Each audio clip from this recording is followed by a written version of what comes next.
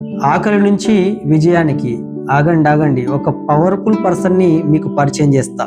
చిన్న వయసులోనే ఆకలి అంటే ఏమిటో తెలిసిన ఒక బాలుడు కుటుంబం కోసం హోటల్లో పనిచేశాడు.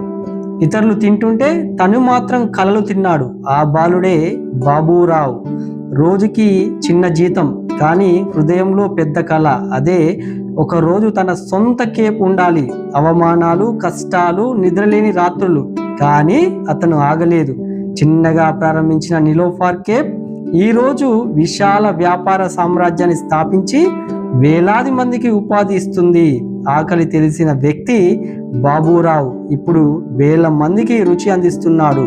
పరిస్థితులు మిమ్మల్ని ఆపలేవు, మీ పట్టుదలే మీ గమ్యం నిర్ణయిస్తుంది అని నిరూపించాడు నిలోఫర్ కేప్ బాబూరావు.